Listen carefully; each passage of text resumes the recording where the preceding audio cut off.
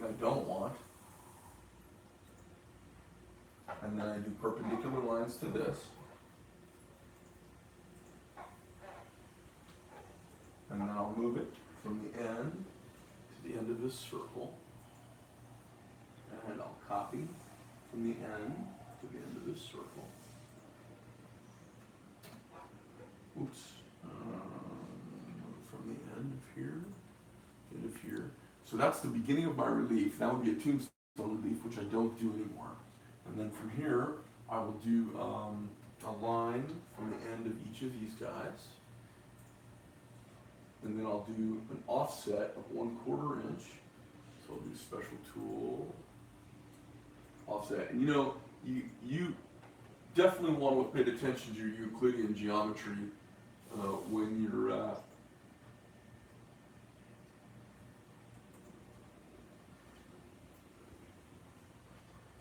what the hell?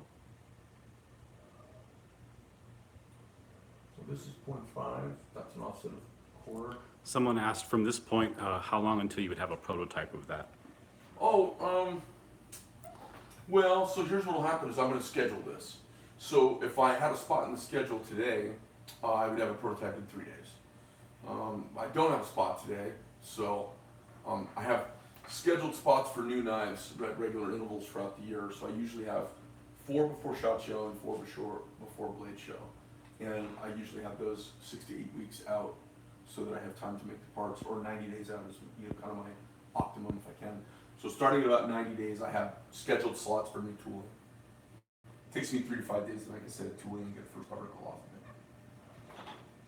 it. So I actually kind of did this wrong. Let's do it one more time. And let's go 0.2. There we go. Center of here, and let's go 1 inch. Ah, there we go. That looks right. I was like, what the hell's going on? And then what we'll do is select, move from the end of here to the end of here. There we go. You'll see what all this gibberish is in a minute. This is an expedient way of me doing some measuring without having to measure.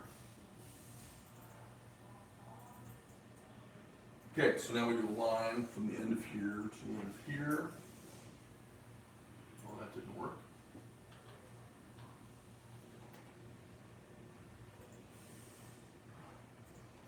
Then we do our offset line. And there. And let me erase this guy. All right, now what we'll do is we'll do a little fillet, and we'll do it with a 125 radius. Let's see if this works.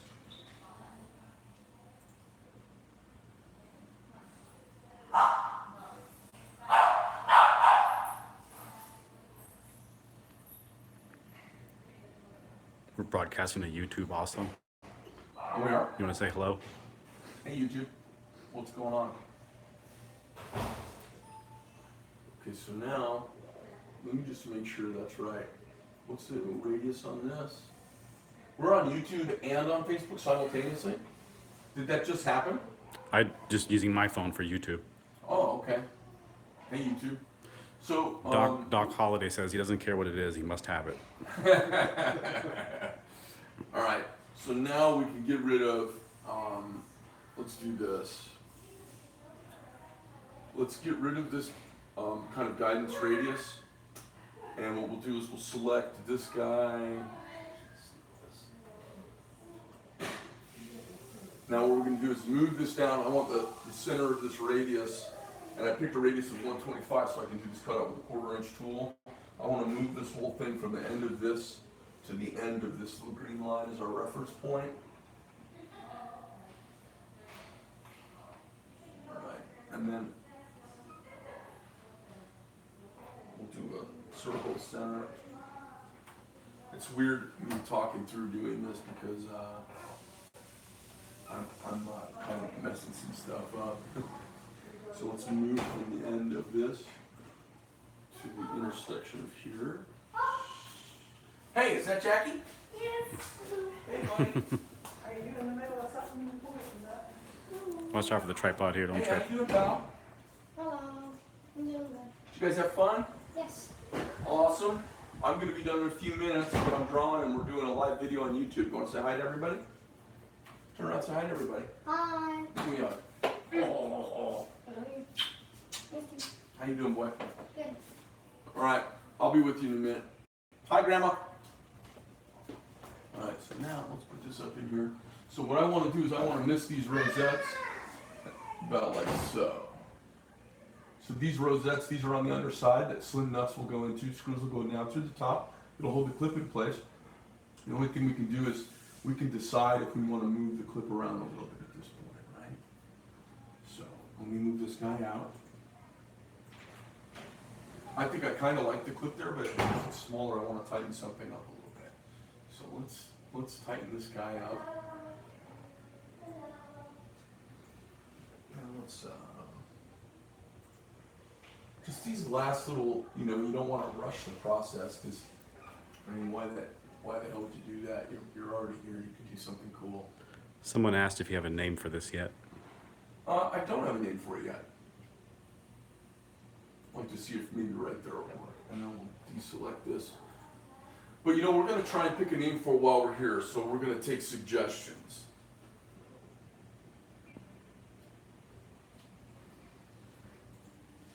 So now we're just going to go over a little bit of Kentucky windage.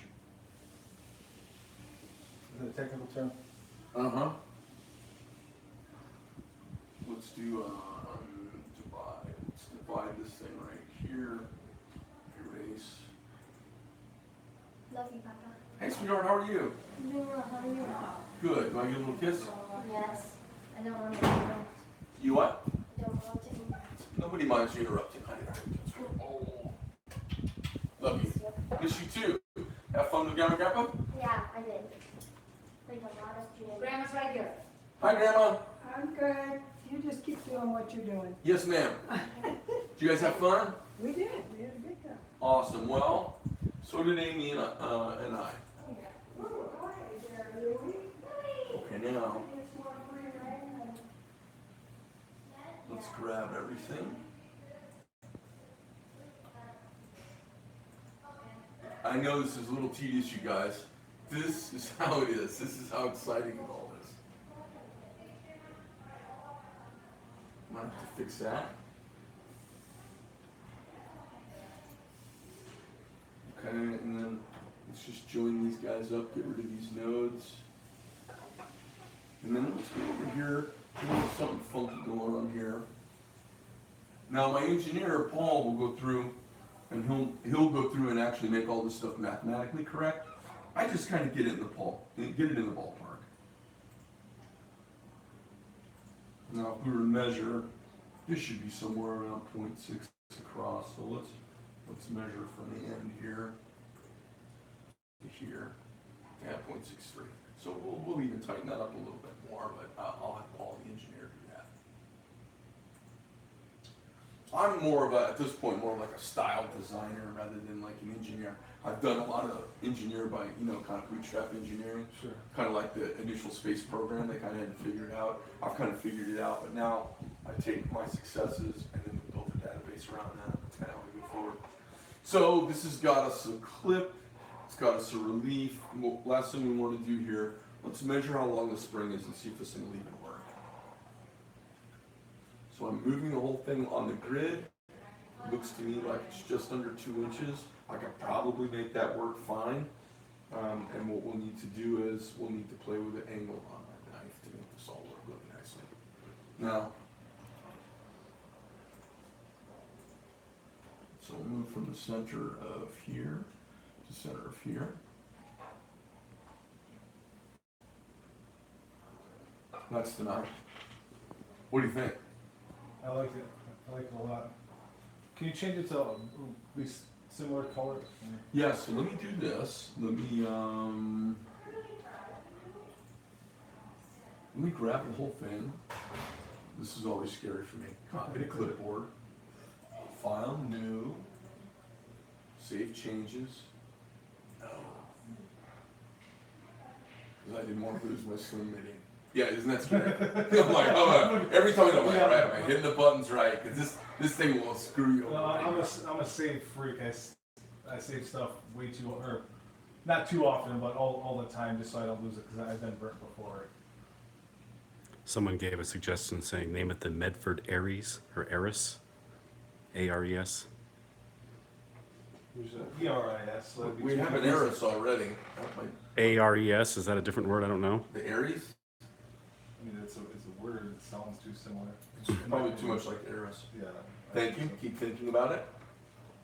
Pluto. Okay, so you know what we could do? So since it's Godfather is the Marauder, we could call this the Jug. Don't like it. I don't like it, no. Is that because it's kind of like boob talk? Oh no, it just sounds kind of meatheady. I don't know. Something Like meathead? a jug, yeah, or Like a jughead? Yeah. Well, because I'm a jarhead, that's so complimentary. Okay. I love that. Okay, right. So this is, this funny thing is like how long did it take us to whip up a knife? 20 minutes, 25 minutes? Something like that. We had only did a couple tweaks before we went live, but not. And if I start from scratch, it would take another hour. Like, I can do a knife really fast. Okay. Here's the thing. You gotta name it. You gotta come up with some thing around it. You gotta find something that's gonna connect with people. That's much harder to do than drawing the knife, actually. Yeah. All the time, man, hardest part of knife making is naming the damn knife. How long does it usually take? To name it? Yeah. I'll usually look at it, kind of noodle around, go to lunch, and kind of think about something, like, maybe like Bulldog or the Pup. I mean, those have all been taken, right?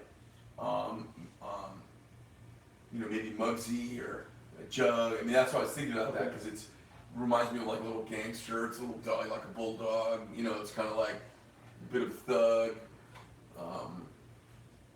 That's what my impression is like on my spirit when I look at it. So that's where I come up with that. Okay. All right, so enough knife drawing. Now I guess we could turn around and so do we have everything where it needs to be so that we could chat, the two of us? Yeah. Oh, this camera need to no, back out a I little do, yes.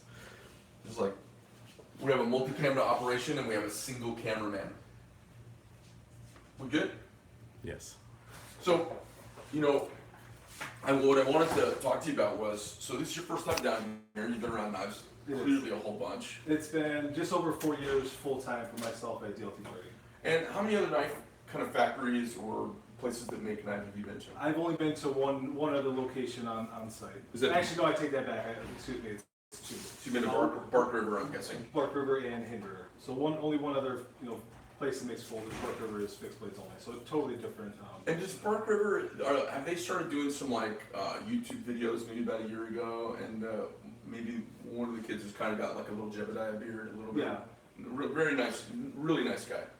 Yeah, they have done some in-house videos, showing some of the process, and we've shot a couple ourselves too, trying to show the process that they do. They've come by our booth and talked. They used to talk to me a bunch. What's his name? Well, there's Jim Stewart, and then I'm not sure. Well, Jim has a beard, and then there's Nick also has a beard. So he's a younger guy. Actually, he's kind of built like you, but a little bit shorter. And then he's got a bit of a kind of a Jebediah beard. I think it does this. Okay, yeah, that was probably Jim Stewart. And is he the owner? He is the owner's son. Oh, okay. Really nice young guy. And we talked, and they were really complimentary. So I mean, I don't have a bad thing in the world to say about those guys. Well, not too bad to say about three people at all, anyway. In general, kind of curmudgeon-y. Sure. So you've been in theirs, and you've been in Rick's place. Yes. And Rick and I are buddies. I mean, every time I can pick up any little Nazi memorabilia, because he collects, he's a German war collector, memorabilia collector. Since you've been there, you know. He has quite a large, extensive collection of a lot of things. So yeah, it's pretty impressive. So occasionally I come across some crazy stuff. Like I came across this store in Germany, and the store has a bunker underneath it that's full of Nazi stuff that's really frowned upon, and it's all got little things draped over it so you can't see the swastikas. And it was really funny. So I met this guy, and we start talking back and forth. I mean, and this guy, he's got to be like 70, but skinny, ripped, little tiny flat top, shaved head, red skin, fiery eyes, High Waters, old man runs this bric-a-brac shop, right, in Germany. I don't want to even say city because people will know who this guy is. And so we start talking back and forth, a little bit in German, a little bit in English, and usually they love that I try speaking German, and they like my accent, but my vocabulary is so bad, and my conjugation is so bad that at some point they go, oh, quit butchering my language, I'll speak in your crude English. So they go into English with me, and we start talking back and forth, and Amy was with me, and the guy, he's like, bagging on the government, he sounds like me. And then he's got all this Nazi shit, and he takes me down in the bunker. And he's like, this is not for the public, I will show you. And I'm like, holy shit. So now Rick always, like, he always texts me, he's like, hey, I'm in you know whose shop in Germany, because he goes over to check out that kind of stuff. So anyways, Rick's not one of those guys, and he doesn't endorse anything like that, but he's a serious military collector. But I love Rick. He and his wife came out here and had, I think they had dinner, yeah, they had dinner at my house and got a tour, came and toured the factory. How's it compared to that? Because I always feel like we're kind of on kind of similar sea legs. So it's similar. You do more in-house, which a lot of, you shot a video earlier today, you talked about it before. You're one of the few places that I know of, and not only just the place I've been that I've heard of, that do almost everything in-house under one roof. So it's different in that aspect. You do more in-house. Mm-hmm. But otherwise, they run a very clean shop. This place, you could almost eat off the floor around here. Everything is clean as a whistle. So similar setup, similar, just friendly people all around. I have, everybody here is down with people that I've talked to. Same, with the brick shop out in Ohio. So yeah, Rick's a great guy. And his wife, is she integral in the business, or? I don't know her full role. I've spent more time with Rick, a couple of the assemblers, and a couple of the salespeople. I've definitely seen Lori down at the shop. I made 2 trips out there, but I couldn't give you her. Yeah, I couldn't remember how active a role is. I'm like, does she just like traveling around and going to the knife shows, or, because my wife's like, oh, I gotta go to the knife. I've seen her down in the shop shipping and packing stuff up, so. No, it's probably the same as here, yeah. Same thing. So what struck you the most about, kind of getting, really kind of the in-depth behind the scenes, you saw me cranking out a return yesterday, and, what strikes you most, what's your immediate top 3 takeaways from spending, really half a day here? How much you do in-house and how detailed everything is, how much stuff you do yourself and how many different roles that is. Those would be the top 2. Then the third was, yesterday we had to deal with an RMA and how much time, you've talked before on, how detailed that is, and seeing in person the roughly an hour that was spent on, taking this RMA. One night. One single life. Me. It took about an hour, you personally. So that kind of reaffirmed what you said in the videos, like, I think he's might be exaggerating. No exaggeration at all. No bullshit on that. It was. Because you see, it was like, very extensive. all the Loctite, just to get all the Loctite off, you can put it back together. You're sitting there scraping all the Loctite, cleaning off around these little joints. Then being able to see, okay, well, he did this, obviously did this change, did that. And that was a totally voided warranty knife. I mean, Yeah. you get to the inside, someone had hammered on the spring and done something that I don't do. They put those big dimples there. Yeah. And that does stuff to the titanium that's weird. And then, what else? Oh, well, it had been taken apart. So someone had taken it apart and done that to it. And really what it needed a little time with me. So I had to kind of undo that and then redo. And then the lock face was weird. I had to redo the lock face, stretch the spring. It gets pretty involved taking apart a knife. And at the end of the day, I'm like, this guy's, if I charged him, that was a $250 repair. And I didn't charge him anything for it. It's a straight up hour of my time. And here's the deal. My guys wouldn't have fixed that knife. They would have said, no, we're not going to stretch a frame and do all that. And I'm there, they're going, all right, well, I want to take care of this guy, and I don't want to just send him a knife back that's inoperative. And now, he bought it used from a friend who told him it had never been taken apart. Yeah. So I have an option. The guy gets kind of screwed by his buddy, which is the most common scenario I ever encounter. Oh, I got it from my buddy. He got it from some douche canoe on a forum. Right. And the douche canoe took it apart and fucked it up.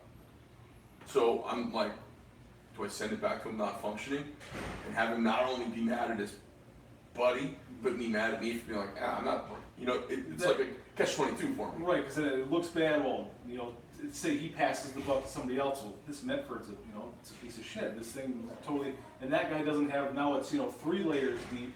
And the worst part is, like I said it to Medford, he won't even stand behind the product. That's all he remembers from that. That's total takeaway. Right. So what do? You know what I do? I just fucking bite the bullet and I fix the goddamn thing. It's the worst part of my day. And hopefully the guy gets it back. And you saw all the notes I put down. Here's what I did. Here's what happened. Here's what was done before. I took pictures with my phone. Very So I'm like, detailed notes, here's every proof. step along the way. Yeah, here's some forensics. This is shit we don't do. And then I put my signature at the bottom, and then no charge. And knives out of warranty. And I sent it back. So the guy's totally taken care of. He's got a totally functioning knife. I totally took care of him. Personal, right from the horse's mouth. But it probably set a boundary a little bit. Like, all right, don't do that again. Mm-hmm. That's the best I can hope for. Right. And then he'll feel taken care of. And then hopefully buy 3 more new knives because he liked the experience. But if the same dude starts sending me more used knives, I'll draw a line in the sand and then Sure. right. So then, do you keep?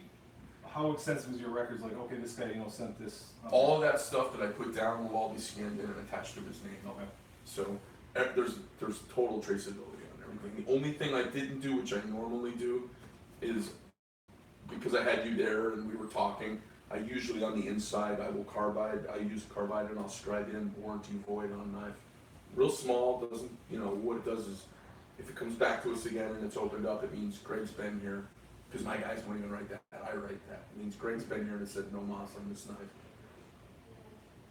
Once somebody's taken a punch in the inside of the lock bar and done some weird shit, I'm stuck having to kind of patch it together. And then you patch together another time, and it's just kind of good money after bad. Sure. So there's a lot to this, isn't there? There's a ton. And the specialties are kind of surprising. Right, because there's for each subsection of things that you do here, there are entire shops dedicated just in that specialty. The grinding, the double disc grinding, the machining. Just Yeah, like most places, they send out all their parts to get them double disc at a double disc shop. I have a double disc out here, and that is a black art. Or they get them surface grind at a grinding house. Sometimes they're the same, a lot of times they're not. There's a lot of surface grinding, there's not much double discing. And water jetting and blanking is a whole nother animal, right? Then precision machining, Swiss turning, hand grinding. which is insane in its own right. I mean, that is a true art form just in and of itself.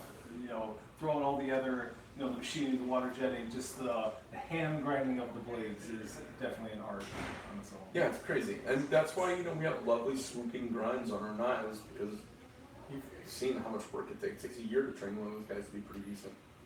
And then we still hand sharpen everything. So I watched Greg sharpen a knife last night. I've seen a couple videos before on Facebook Live, but it was crazy how precision that was. Just, he steps up to the grinder, boom, boom, grabs out. They have a receipt roll right next to the sharpener with the receipt paper, just across the whole edge of the knife. It was incredible. Yeah, it's fucking sharp, right? Yeah, I like creep. My thing is creepy sharp. I'm like, oh fuck. Well, so when you can see they raise that burr, it's just, almost see-through tin foil, just burr right in the edge, and anybody that's sharpened a knife, knows what we're talking about. Just to see that, then take it, Polish it off. Polish it off with the leather belt, and it's unreal. Yeah, the stropping and the grinding, and what's cool is like I came up with that little process of doing that, and I can sharpen knives pretty fast. But you gotta have to have like, and it sounds corny, it's just knife making, so it's not like I'm risking my life or kicking down a door, going into a building or something.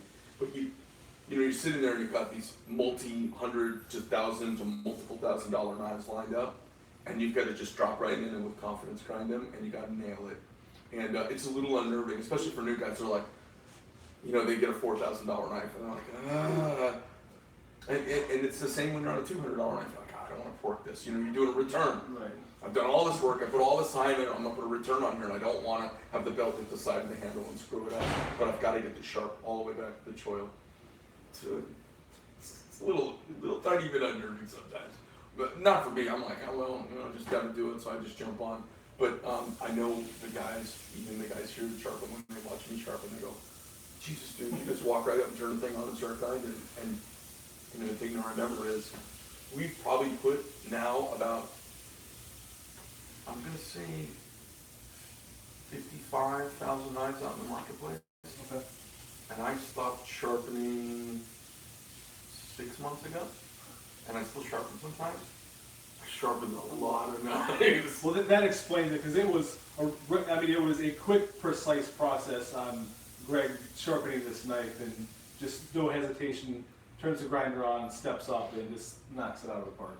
And you know, when the guys are sharpening, I can see they kind of, their shoulders, they got their hands, they're like, For the mind. they're like, there's my goosebump and my zen, and I just want to like, they're like, oh my god. And I'm a little more visceral about how I do it. You'll see I rub, you know, I pull them across my stomach when I'm doing them, because I want to see how tough it is pulling on my shirt.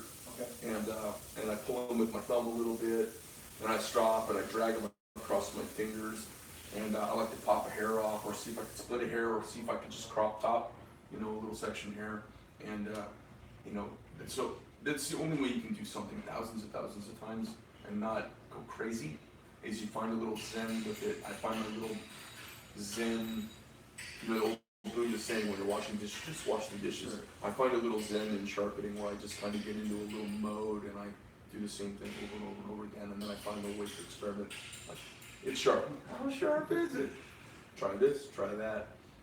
See, you make an eyelash off, and you know, it's anything to, you know, kind of break up the monotony of it. All right, cool. Well, do you want to give a shout out to anybody? Everybody back home, back at the shop, and all the current customers and hopefully future customers of ours at DLTtrading.com. Cool. Well, really, thanks very much for coming down here. It's been a pleasure having you. We'll do some dinner tonight and hopefully see some local talent. We're going to sign off here. You guys, don't forget it. Reach out to Medford University. Go out to medfordknife.com. Go out to Medford University and learn about this. Get the closest thing to a coming to the factory tours you can get. I've put a lot of work, and Billy and I have done a lot over the last 6 months getting Medford University off the ground and up and running. You get a really cool polo shirt. It puts you in the Centurion Club. You become eligible for all sorts of really cool perks and benefits along the way. In addition to Medford University, we also have, for you guys who are on the commercial end of things, we now have a portal for our dealers to go learn about our company and learn about ways to carry our product better. We have ways for folks who are buying from distributors, not from us, in our direct reseller program, and our certified reseller program. And then we also have our frontline program now, which is for you know, and guys at your shop are eligible for this. Anybody who works for a company that carries Medford knives, they can go to the frontline program. They go through the training. They watch the videos, take the quizzes and all that, and they qualify for a deeply discounted knife.